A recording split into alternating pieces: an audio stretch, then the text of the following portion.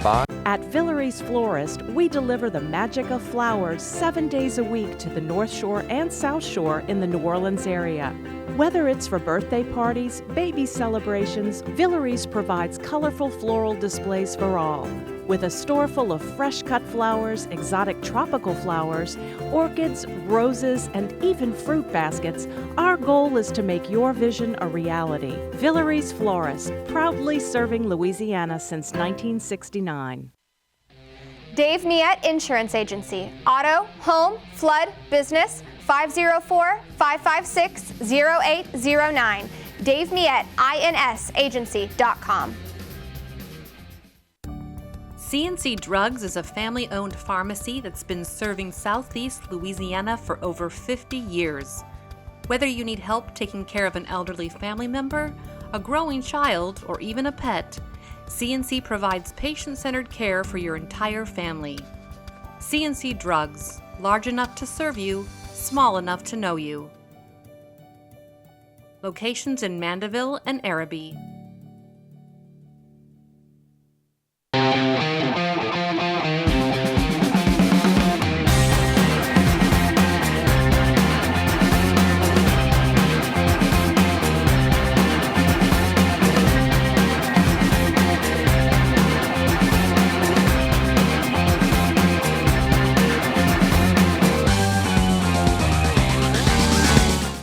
Good evening and welcome to another edition of Inside New Orleans Sports. I'm your host, Eric Asher. Over the next hour, we cover all the home teams we always do. Saints, LSU, Tulane, Pelicans. To break it down for us, one of the best we have, Les East of CrestedEastSports.com, Saturday Down South, and of course, accomplished author joins on our program today. Les, welcome to the show. Thanks, Eric. Good to have be you here. Good to have you as always. Before we get started, if you would, tell the folks a little bit about Crested East Sports, Saturday Down South, the publication you write for, and please let us know about your book as well. Yeah, thanks. The book is called Donkeys, Elephants, and Giraffes. It's a political novel. You can find it through all the online platforms, including Amazon.com, BarnesandNobles.com, writing for CrescentCitySports.com, and we certainly have plenty to write about these days, even though it's supposed to be a fairly slow time of year. I cover LSU and the SEC for SaturdayDownSouth.com, and I also cover colleges and the professional teams here for an organization called Field Level Media, which distributes all over the country. Beautiful. And thanks for joining us here on the program today. As Les said, it's supposed to be the quiet time, you know, the calm before the storm of again, the Zurich coming to New Orleans again next week, and of course also, again, the NFL draft, which we're all anticipating. Nobody anticipated the bombshells that went down on Friday and Monday, Friday of last week, Monday of this week, with again Derek Carr and the shoulder injury that was revealed. Also, again, David Griffin being jettisoned by the Pelicans, no longer the vice president of basketball operations for the New Orleans Pelicans, and of course, subsequently, Joe Dumars being hired as the vice president of basketball operations for the New Orleans Pelicans. We'll get into all of that. We'll start with the New Orleans Saints and the Derek Carr situation. The initial report that we got on Friday was that Carr had a shoulder injury that may require surgery, could keep him out of the lineup for the entire season. Then there were reports that the Saints had knowledge of the situation. Let's start with again, the first wave of information that came out, and that was the initial report that the shoulder required surgery. We can go back in time and we can look at his first year here in New Orleans, again, where again he had the shoulder injury. His second year in New Orleans, again, we know he had the hand injury which kept him out. There was a report on the Rich Eisen show with, again, former general manager of the Raiders, Mike Mayock, that said that, again, that this AC joint injury that Derek Carr has was what happened in Las Vegas, and that the Saints had knowledge of that when they signed him to a 4-year, $150 million contract with $60 million of that guaranteed. With that said, this comes out of left field. The off-season workouts began on Monday. Everyone anticipated that the leader of your team, your quarterback, would be there. He's a no-show. Yeah. A lot to unpack. Yeah, there's a lot to unpack there. First of all, I think Mayock probably knows what he's talking about, right, but I think it's probably overblown because if he had an AC joint problem when he came to New Orleans, all quarterbacks should have that kind of AC joint problem because he was exactly what they thought he would be that first season. And you saw him in while training he was camp. healthy. He looked fine in training camp. First 2 games last year, he was hitting Rashid Shaheed with long passes. There was no issue there. So maybe deep down, there's some issue that could have flared up or been aggravated at some point. But if there's any suggestion that they were reckless in bringing him in because of that, that's nonsense. Right. His play demonstrates that. Now, as far as him not being here, we got to go back. Remember Kellen Moore's introductory news conference? Yes. He was asked a couple of times about Derek Carr, and he was polite, but it was kind of like, well, he's been a good player in this league for a long time. It wasn't like, boy, I really respect him. I can't wait to get to work with him. He tried to clean it up a little bit at the Senior Bowl or the owners' meeting. I forget which one. But he didn't sound all that enthusiastic. So this doesn't look like it's been a great relationship of late between the organization and the quarterback. And I have to assume that the report, first of all, was very vague. Yes. It just said he has a shoulder issue and he's considering options, one of which is surgery that would end his season. Well, you could very easily say, well, no, we decided surgery wasn't necessary. He's going to work through it. And that's the end of that. Right. So how the nature of this injury, if that's what it is not known at this point. And I have to believe that this came from the Carr camp. I would agree as well. I don't see what the Saints would gain by releasing this a week before the draft, but it's a way for him to express his displeasure that he apparently has with the organization to some degree, probably over the contract, and maybe even over the new coach's lack of enthusiasm. Whatever it is, it seems like he wanted to get this out there. He got it out there and just kind of let it blow up, and now he's hiding while his teammates are trying to get ready for a season in which they're going to have a new coach. Right, exactly. Hiding, again, yes, hiding from the organization, but doing, again, car videos with his brother, which, again, was just a little bit of salt in the wound for, again, the fans and, of course, the New Orleans Saints. Now, there were other reports as well. Diana Rossini, on her podcast, said that Carr's camp leaked the injury because he doesn't want to be the next Kirk Cousins, okay? That the Saints are going to draft a quarterback, that he was informed that he was going to be drafted, that they were drafting a quarterback, that he was going to be a lame duck quarterback for an incoming rookie, and then implied that Carr was lying about the injury. Well, that's possible, and I think what she's suggesting is that Carr and his people are playing the long game. They're like, okay, they're going to draft somebody. I'm on my way out, even if they allow me to start this season. I'm on my way out, so I'm going to let the league know that I'm unhappy here and I'm going to be available at some point down the road. And then later on, you just dismiss the injury and say, well, no, it wasn't that big a deal. Didn't need surgery. And if it is exaggerated or even fabricated, anybody who trades for him is going to give him a physical anyway. So he doesn't risk anything by exaggerating whatever's going on with the shoulder. But obviously he was unhappy and released this, and he's thinking about his post-New Orleans career. Right. I would agree with that, if there is one. I mean, again, he's 34 years old. Again, he's been injured the last couple seasons, which again kind of leads you to the next situation. The Saints doubled down on him in a lot of cases, in my opinion, and I'll get yours as well. They needed his cap room. They needed his salary to create cap room. They guaranteed him the $40 million. At that point, they were able to utilize the base salary to be able to amortize that over a couple of seasons and then open up more cap room so that they could sign their rookie class, so that they could re-sign their own. So also, again, so that at least they could be somewhat of a player in free agency.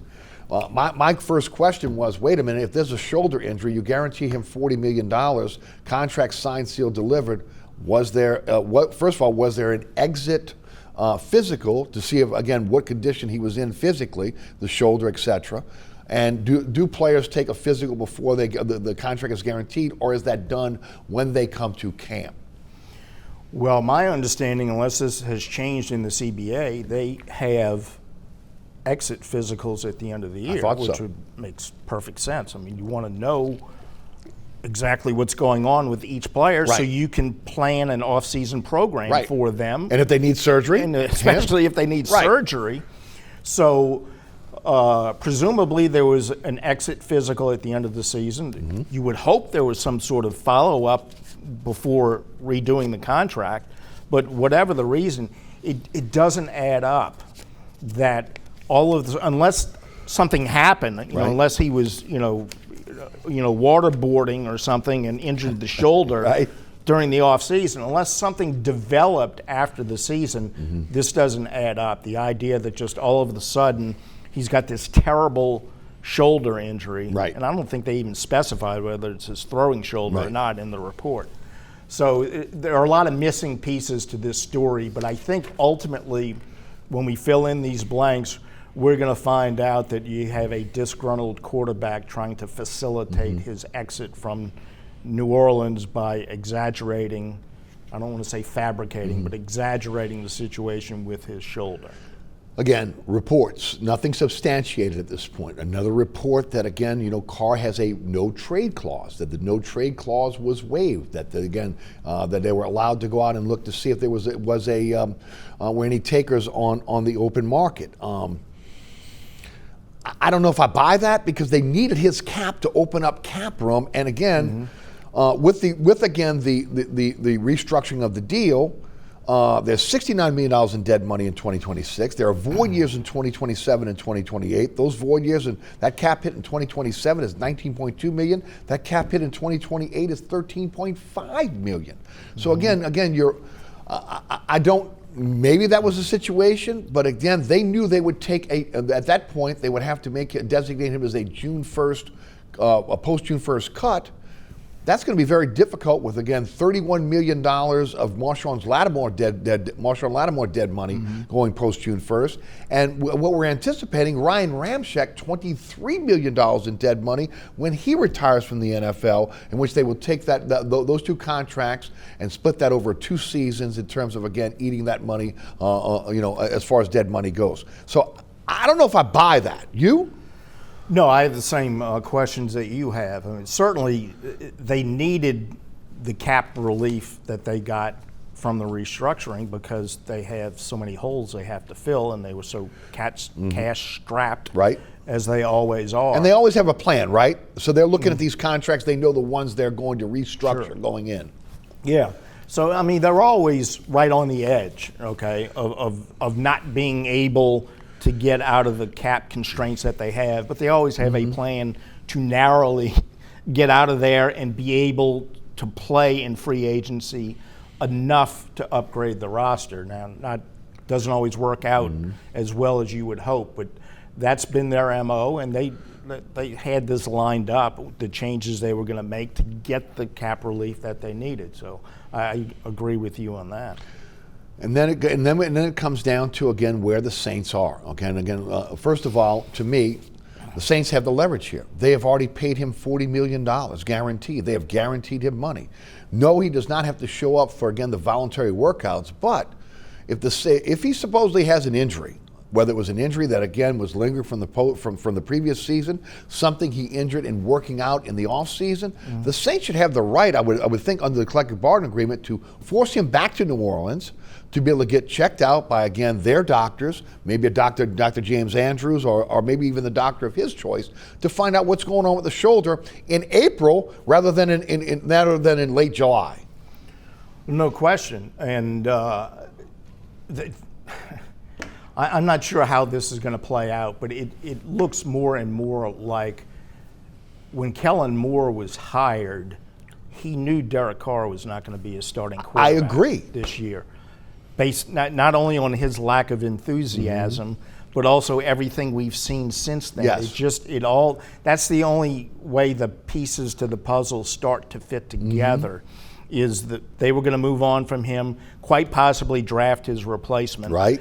Or go in another direction if the draft doesn't work out the way they hope, but we're going to find out next week. So, the rest of this is just figuring out how the breakup happens and who gets custody of what. Yes. It seems to me this is over, and they've known that for a while. Right. Not disclosing that to the media or the fan base. And again, We know why in a lot of cases. Not that Derek Carr is beloved again like Drew Brees was, but again there are something called season tickets, and of course all this kind of comes out after the season tickets or the renewals are already in, and the money's in the bank. So again, I'm sure they wanted to keep that under wraps as well, because the Saints have never come forward and saying we're in rebuilding mode. Right. Okay, again, as far as we knew going this season, they're going for it once again. They're trying to win the NFC South. They're trying to get into the playoffs. Yeah, and now coming so close to the draft, let's say they draft Shedeur Sanders just for the sake of discussion. Sure. Then all of a sudden it doesn't become, it's not, oh my God, this team's hopeless without Derek Carr. It's like, this is our savior. We have Shedeur Sanders. He's going to be our quarterback going forward. That's right. And all of a sudden there's a positive aspect of the quarterback situation, even though starting a rookie quarterback isn't always a great thing. Exactly. But it's like we have the new coach who's a quarterback guru. We have the new quarterback that they're going to grow together, and we're going to build this, and you're going to see wonderful things for the next 10 years. There's no doubt that will be the spin machine coming out of Airline Drive. But again, it goes back to if there is truly an injury, why did the Saints doctors not catch that injury? If there was an injury that was in the offseason, why is Derek Carr in California and not in New Orleans, or not going to every specialist in the country to figure out what's going on with the shoulder? And again, I agree with you. I think the Saints have known this for a while. I think they're preparing for it. That's why we've been hearing so much about them, again, really doing their due diligence on the quarterback position in this upcoming draft. When the Saints have as many needs as they have, almost a need at every position if you really want to break it down.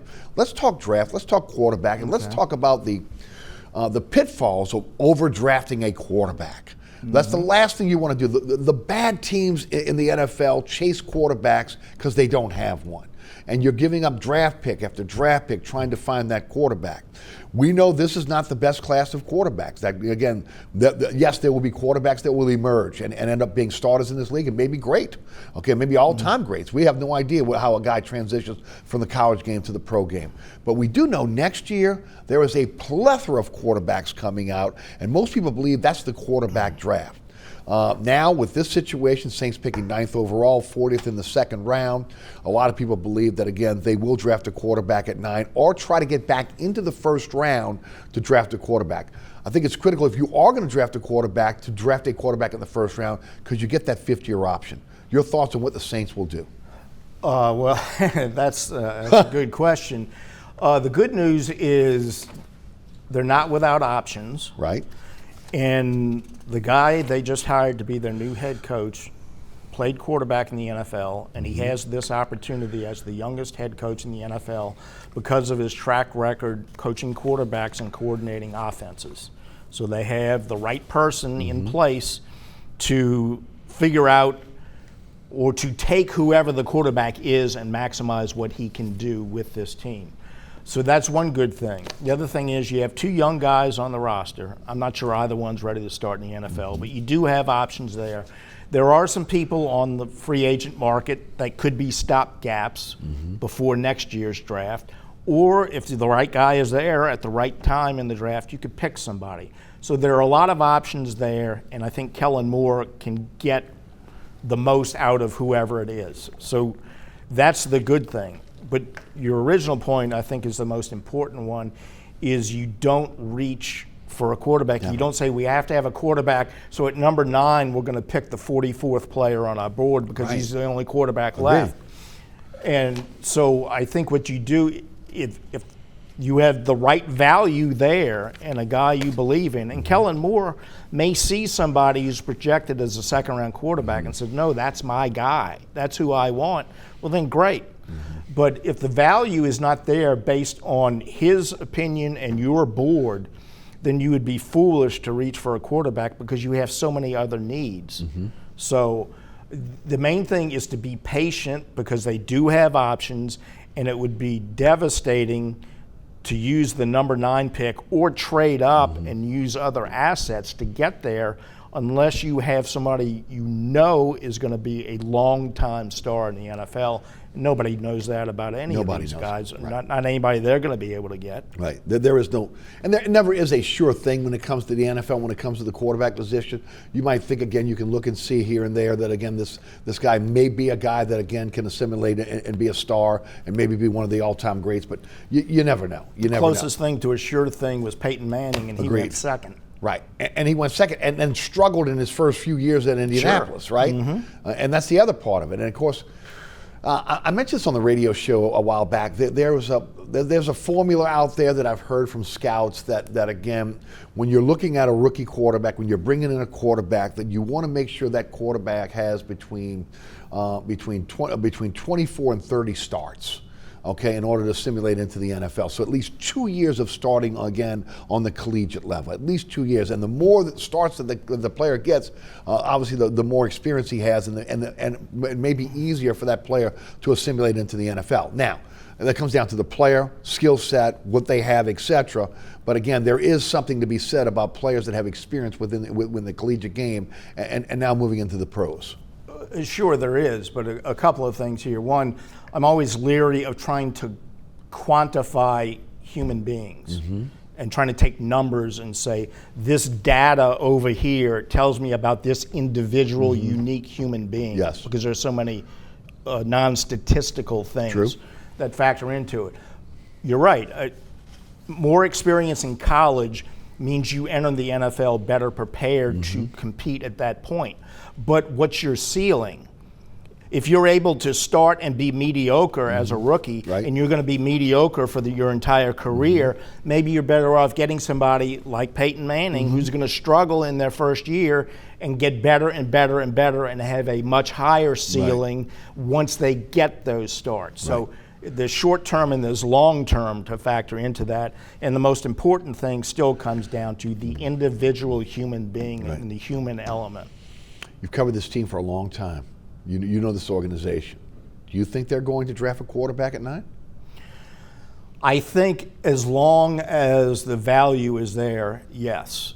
Now, I obviously don't know what their board is. Of course. If Shedeur Sanders is off the board, and let's say the next person is Jackson Dart, to use a name, and they have him as the 25th or 30th best player. Well, maybe they try and trade down, which they almost never do. And try and get him later, or they try and trade back in and get him later. 40 in, But at 9, I don't think they do it unless the value is there. And I think that holds true for the entire draft. If the value's there, you go up and get the guy at the end of the first round. So if I had to guess, I would say I think they will draft a quarterback, but the one caveat is that the value has to be there. And we saw this a couple of years ago, I think, at one position, it may have been running back, where they were looking for somebody to back up, and they went through the entire draft and never picked anybody. And the reason was because what was available when they were picking never matched up. The value in the pick never matched up, and that could happen here. But I think there's a good chance they have 9 picks and they can maneuver up or down. I think there's a good chance they will be able to find value in a quarterback somewhere, perhaps even at 9, and they will draft one at some point. Unless the history of this organization and Mickey Loomis, again in charge of the draft, is, again, their board may not coincide with other boards around the NFL, but they stay true to their board, don't they? Yeah. Their rankings. Yeah, and that's smart. You should. And you have to trust your board, otherwise why would you have a board? Right. So you have to stick with your board, and you have to prioritize your board over positions of need within reason. Yes. If the third guy on your board fills a glaring need and he's very close to the 2 people ahead of them, sure, you can go pick the third guy because he fills a glaring need. But generally speaking, you have to trust your board. That's why it's there. And their track record isn't the best in the NFL, but it's not bad. They've had ups and downs, but they would be foolish not to be faithful to their board within reason. The biggest problem with the Saints, again, and it's been proven out, is again going with a certain prototype and maybe again reaching for that prototype at times. But we'll see. I do want to go back for a moment and let's talk trade of Derek Carr, because again, I think I'd mentioned before Ramczyk's deal, again, that's going to be amortized over a couple of years as a post-June, designated as a post-June cut, as well as Marshawn Lattimore. About $27 million available over the cap. You know, we have been speculating for weeks now. Why are the Saints opening up this cap room? What are they doing? Is this for post-draft free agency? You know, what's the situation?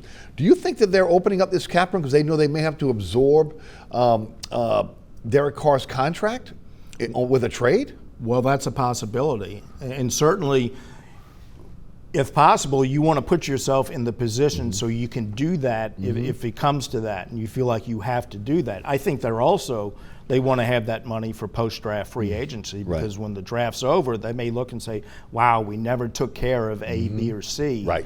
Good thing we had this money. We can go find somebody there.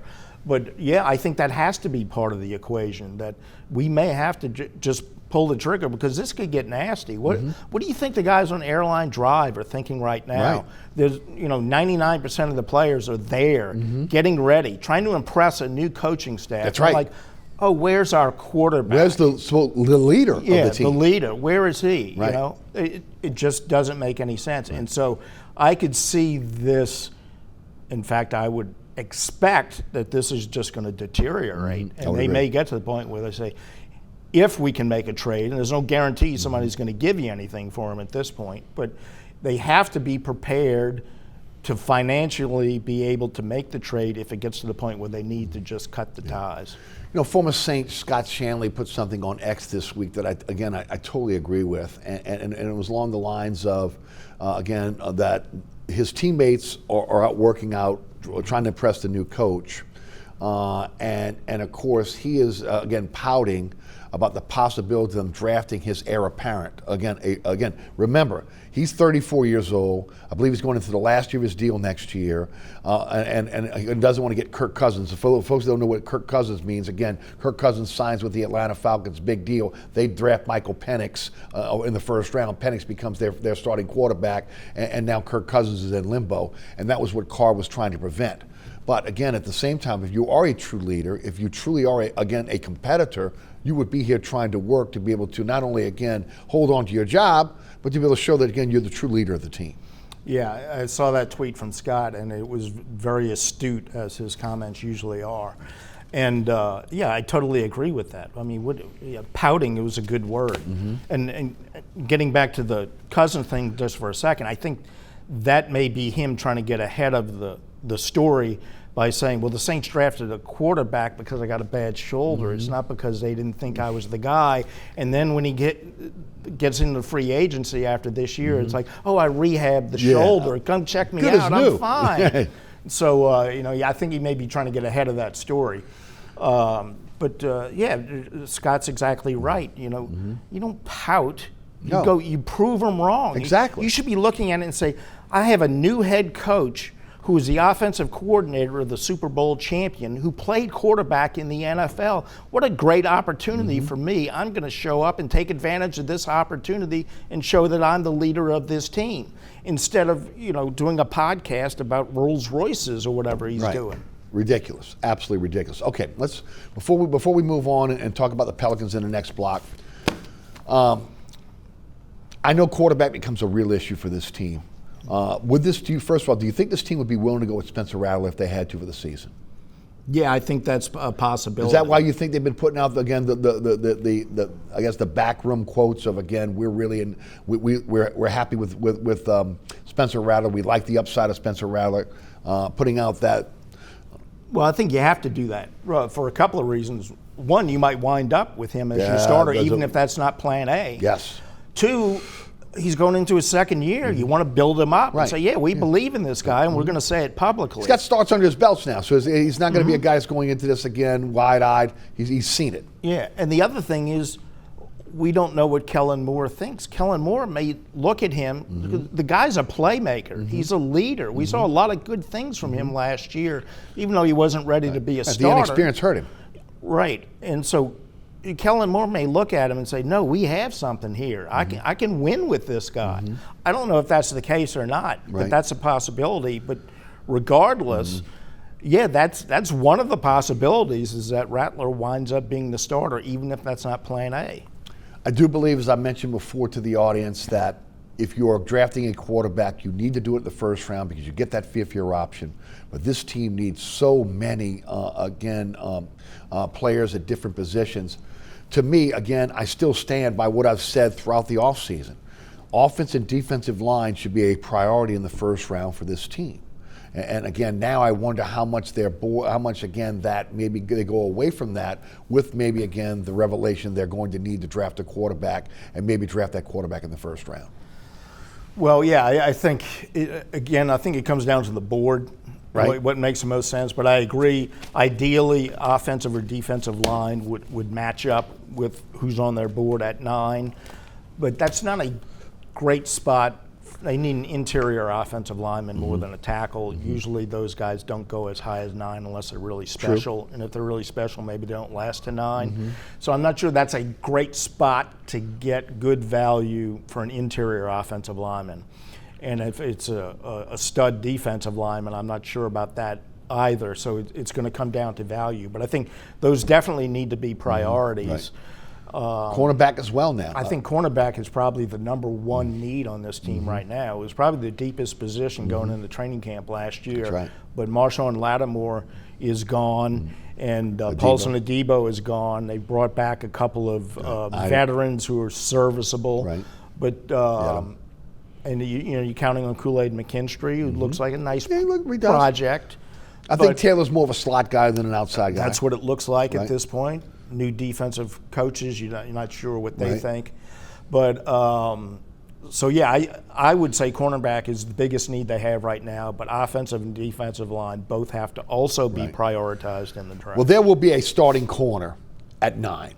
Right. That's a position that you may get the number one corner on the board right there at 9. Yeah, if I had to guess, I would say cornerback is the most likely position of need to match up with the value at 9 when it comes time to make the pick. Interesting week for the New Orleans Saints and the New Orleans Pelicans as well. We'll get into that next. Les East, CrestLeafSports.com. Saturday Down South is our guest. I'm Eric Asher. We'll be right back after you hear from our underwriters. Stay tuned.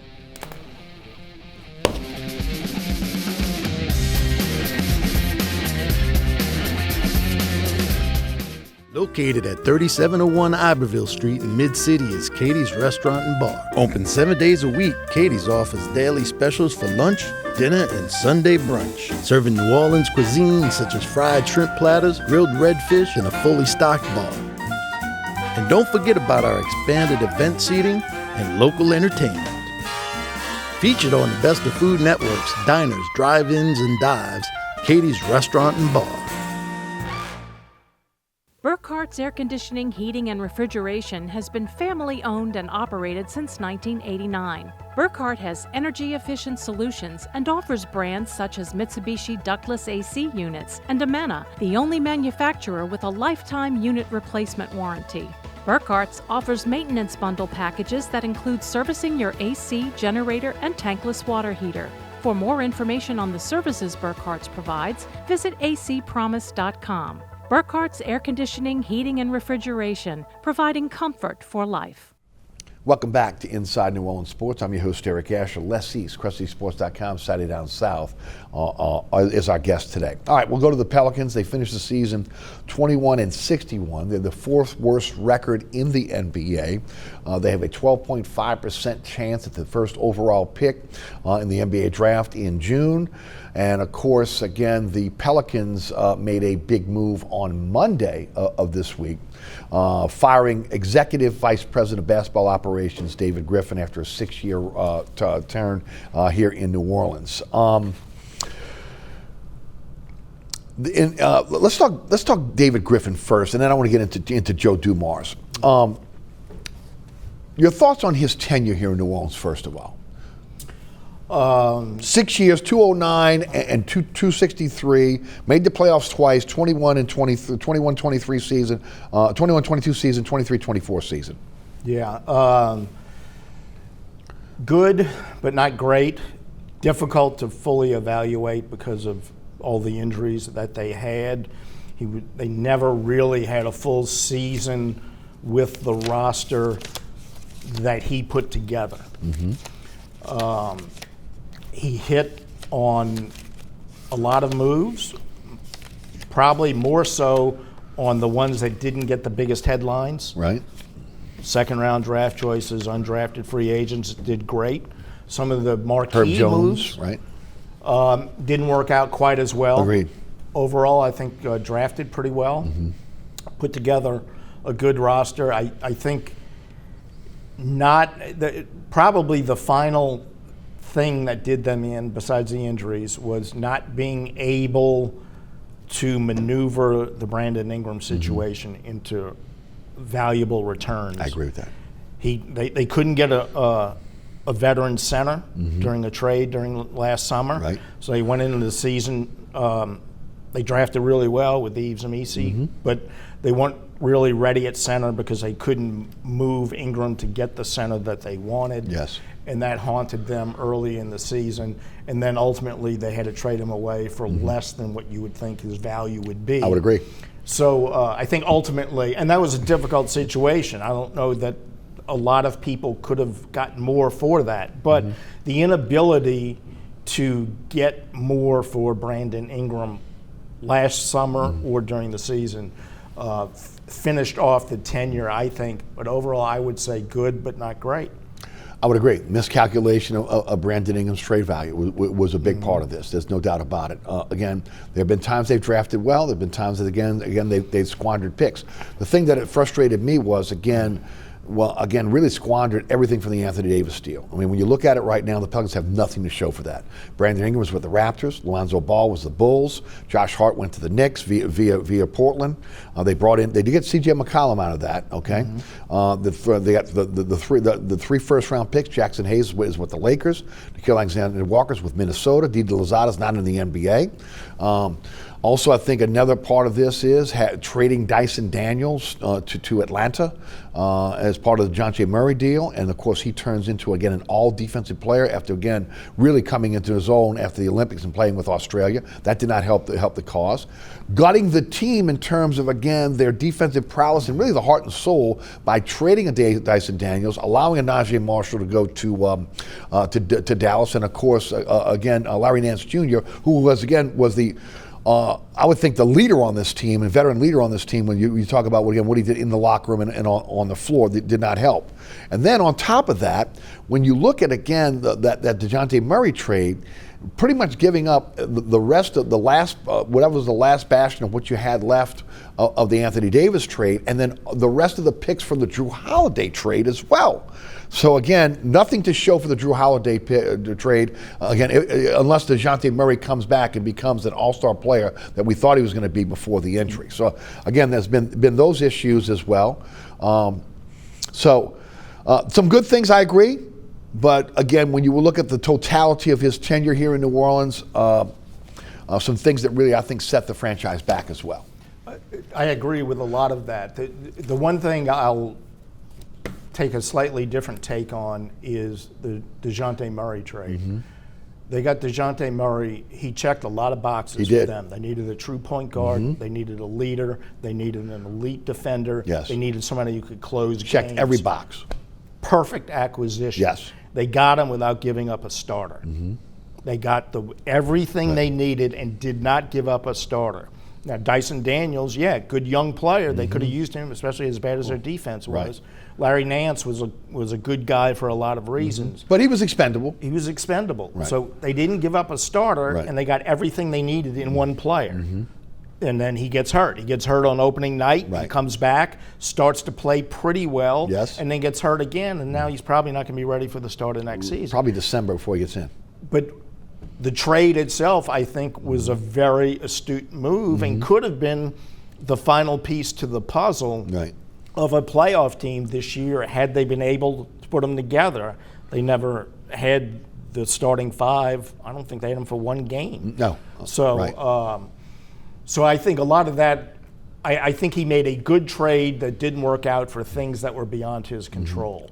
But the Holiday and Davis thing certainly did not pan out. And they both looked promising when they happened. Right.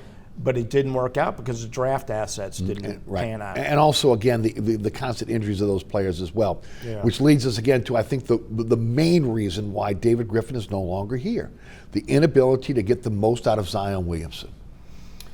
Yeah, that's a big part of it. Zion Williamson is so hard. I mean, we'll get into this more, I think, when we get to Joe Dumars. We get to Joe Dumars, yes. Zion played only Williamson, 40% of his games under David Griffin.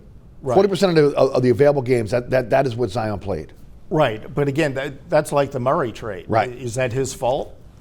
Or is that bad luck? Or is it Zion's fault? Well, again, or is it some combination? Again, how was he handling Zion? Again, was Zion just, again, was he being treated different than other players? Were they allowing him to, again, the immature look? The main problem with Zion has been injury, weight issues, and immaturity. Right. Okay.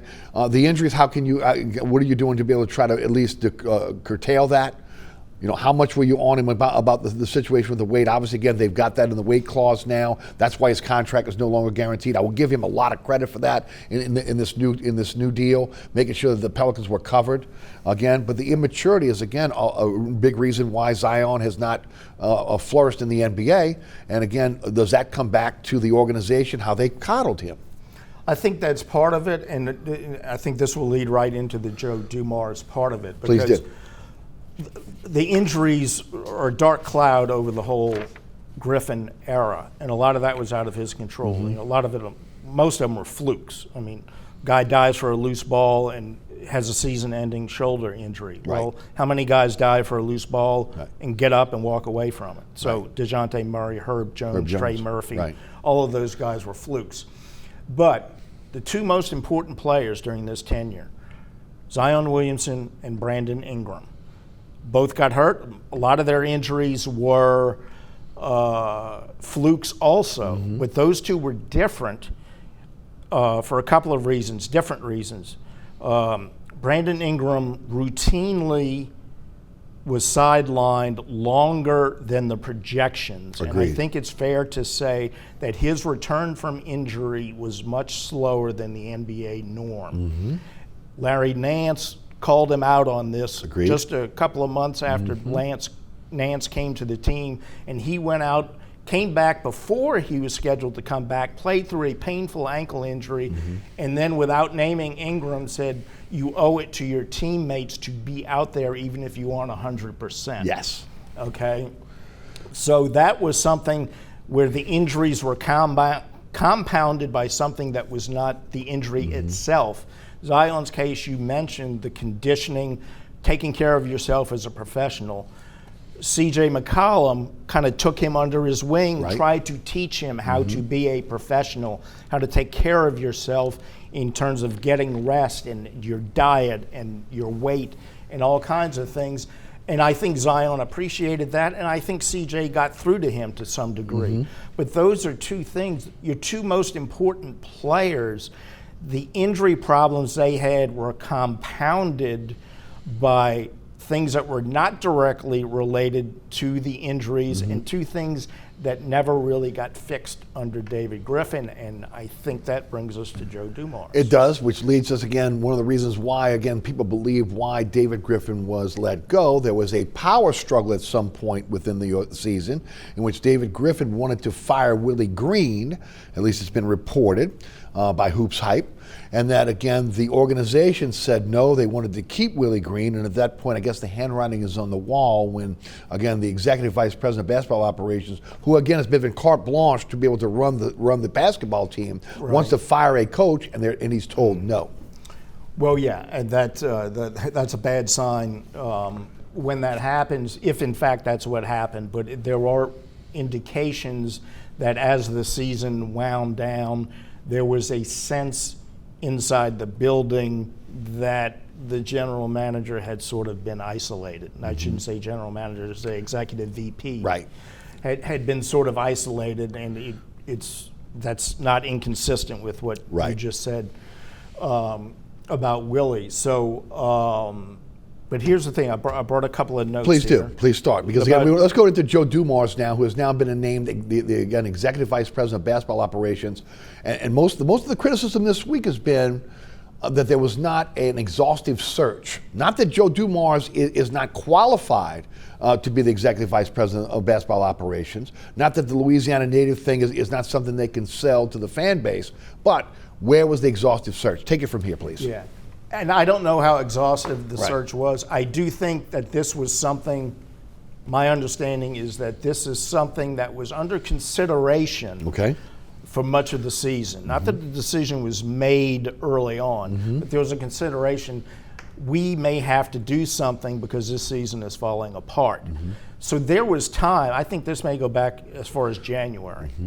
And I think that so there was time for them to look around. Agreed. They already know, Mrs. Benson knows Joe Dumars, has known him for years from his role with the NBA, liked him. He's been sort of a consultant at some point for the organization. Yes, he was. They considered bringing him in some capacity earlier. So there was already a relationship there. So there was no fact-finding that needed to be done with him. So, and they had time to look around and see if there was anybody else around the league that might open their eyes more than Joe Dumars. I don't know if that happened. It may be that they were set on Joe Dumars because they knew who he was and they felt he was what they needed. They had a comfort level with him, which is the MO of the organization. Yeah, for better or for worse. That's something clearly the brass of this organization likes people they are comfortable with. That's right. Because they've been here, or maybe they left and they want to bring them back. There's an ongoing relationship with that individual. Right, and that's been demonstrated. I would agree. You can find fault with that in some cases, and yet it's good to understand and trust and feel comfortable with the people you're counting on. But here's the thing, in the release on Joe Dumars, and they're going to introduce him on Tuesday officially, character and leadership. They cited those as two of the things with Joe Dumars. And getting back to what I said about Ingram's slowness in return to play and Zion Williamson's lack of professionalism, which has gotten less so in the last year or two, but still is not ideal. Agreed. I think you're seeing it right there with character and leadership. They're looking for somebody from whom that is going to trickle down through the organization into the locker room and onto the court. And Joe Dumars and David Griffin has a good reputation around the league, and deservedly so. But Joe Dumars, forget the generational difference with players today. They hear Joe Dumars and they say, he was a dog. He was one of the bad boys. He won rings. Agreed. Okay, he's in the Hall of Fame. Okay, that immediately brings credibility. And I think when he tries to get through to someone like Zion Williamson and whoever the lottery pick might be, and other young people, I think that carries a lot of weight. And I think that tells me that ownership was fed up with an inadequate degree of character and leadership, to use their terms, with the organization. So I think that carried an awful lot of influence with the Joe Dumars hire. And they talked also in the release about a disciplined team and no excuses. That was Joe Dumars saying that, right? He wanted a disciplined team. He wanted a toughness. Yeah. No excuses. Okay.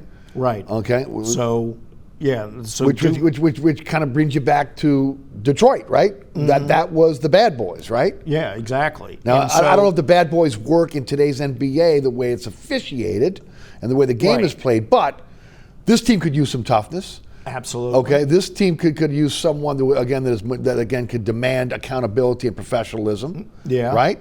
And maybe there was a sense that they were too quick to lean on the injuries as a crutch. And like, it's okay, you have injuries. Everybody has injuries. Yeah, you had more than the norm, but still, this team had 16 losses by 20 or more points. Right. half of the 40-point losses in franchise history had been on Willie Green's watch. So this group, not just Green, but the players, this group, you can't excuse the shortcomings strictly because of the injuries. There are other factors, and I think the release uses terms that give you some insight into how they think Joe Dumars is the person to fix that. Joe Dumars' exact quote was, that he wants to build a team on toughness, smart decision-making, and no excuses mindset. That was his exact quote.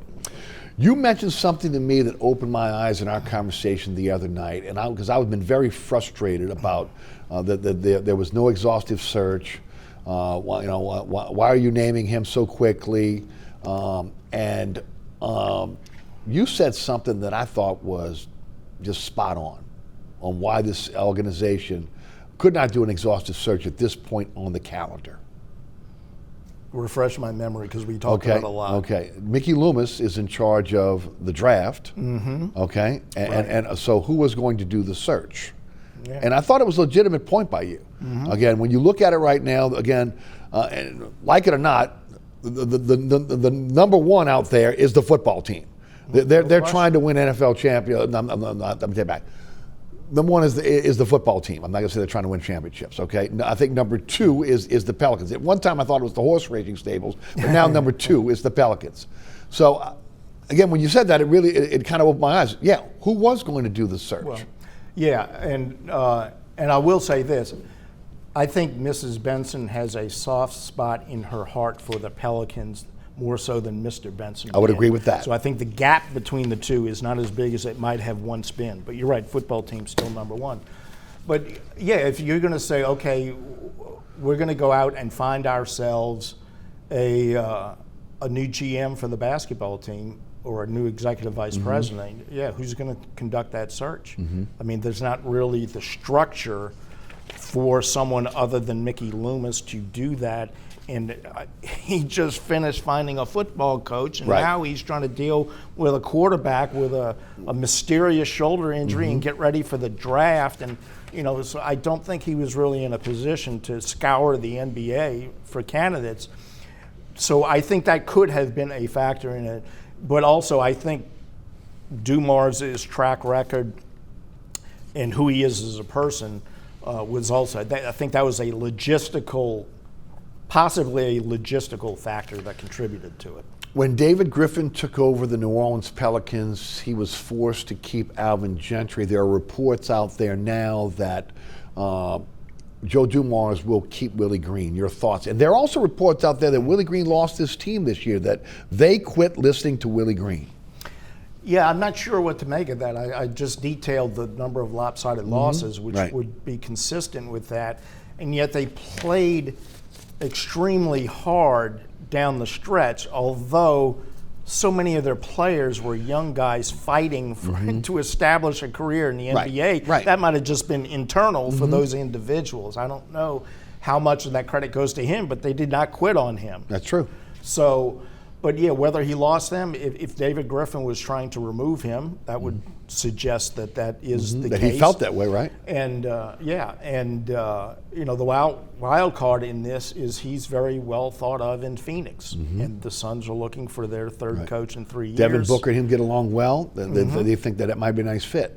Yeah, and it's possible. And even though I think Mrs. Benson likes Willie Green, I wouldn't be surprised if Joe Dumars said, if you want to go, they want to talk to you, you can go ahead and talk to them. And I don't think they'll get into a bidding war to keep him. No, and if the Suns give him a better offer. He does have 1 year left on his deal. Yeah, and if Phoenix wants him bad enough, I could easily see Joe Dumars saying, all right, if that's what's best for you and your family, go ahead. I don't think anybody at this point can question the credentials of Joe Dumars. Would you agree? Yeah, I would agree. I mean, won a championship in 2004. From 2000 to 2014, had early success with the Detroit Pistons. He's been executive vice president, not just in Detroit, but also again over at Sacramento, and of course again also with the NBA. Yeah, and here's the thing with when GMs are hired, fans and reporters tend to try and quantify someone's track record. And you can do that to some degree. And you just cited that. He had 5 or 6 straight trips to the Eastern Conference Finals and 50-win seasons and such. And then bad seasons after that. Which we talked about that the other day. That was because of a change in ownership, in your opinion, right?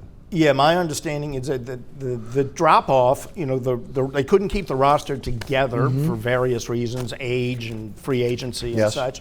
And when it came time to rebuild, there was a transition in the ownership, and money was not available to rebuild the roster. Now, he made some personnel decisions that didn't work out that contributed to it. Right. I mean, one of them, what was it? A horrible draft pick.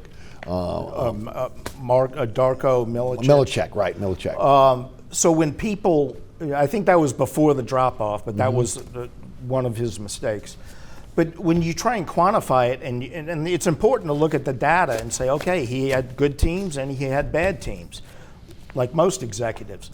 But when ownership looks at it, they look a lot at the human element. They bring in somebody who's going to set the tone for the organization, somebody they respect. Yes. And we've talked about what they said about Joe Dumars in the release and how Mrs. Benson knows him and respects him. And so while we're trying to drill down on the data, I'm sure they're looking at the data as well, but they're looking at the human being and what they know about him. Right. And they're saying the human element is off the charts. So that he doesn't have to have 10 championships as an executive. Right. Because we see what we need in the human element, and the data's pretty good on top of that. I will say this: we question whether Kellen Moore could command the room again as a rookie coach.